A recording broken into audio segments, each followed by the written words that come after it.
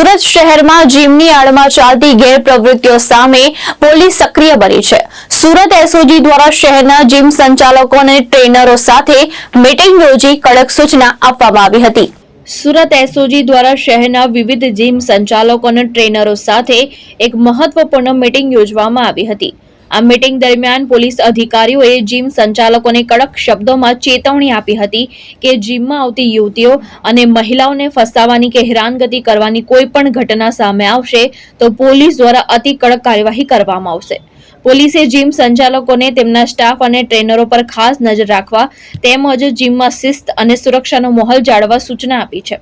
સાથે જ પોલીસે સ્પષ્ટ કર્યું છે કે જો કોઈ પણ પ્રકારની ફરિયાદ આવશે તો સંબંધિત જીમ સંચાલક કે ટ્રેનર સામે કાયદેસરની કાર્યવાહી કરવામાં આવશે।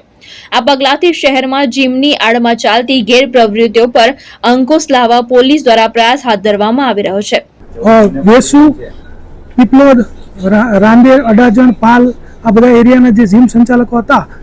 એ લોકોની મિટિંગ રાખીને એ લોકોને સૂચના એ આપવામાં આવી છે કે જ્યારે પણ એ લોકો ટ્રેનરો રાખે ત્યારે ટ્રેનરોનું સંપૂર્ણ સ્કેનિંગ કર્યા બાદ જ એને નિમણૂક આપે અને એનું જે કેરેક્ટર છે કેવા પ્રકારનું છે એ પણ જોવે અને જે દીકરીઓ, બહેનો, મહિલાઓ અને જે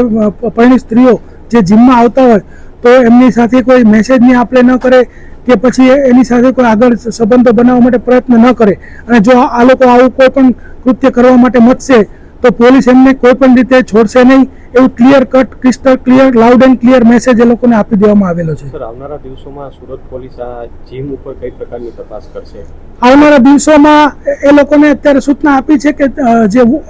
ઓડિબલ વોઇસ વાળા કેમેરા નખાવાના અને એનું આપણે ટાઈમ ટુ ટાઈમ એનું ફૂટેજ આપણે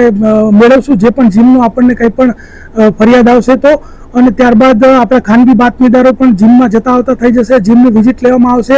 અને ત્યાં બીજા જે મોટી ઉંમરના સિનિયર જે માણસો આવતા હશે એ લોકોને પૂછપરછ પણ કરવામાં આવશે કે આ જીમમાં કેવા પ્રકારનું વાતાવરણ છે અને શું ચાલી રહ્યું છે અને ક્યાંય પણ ઇનપુટ મળશે તો એ લોકો પર સખતમાં સખત કાર્યવાહી કરવામાં આવશે। ભાવેશ ઉપાધ્યાય, દ્રષ્ટિકોણ ન્યૂઝ, સુરત।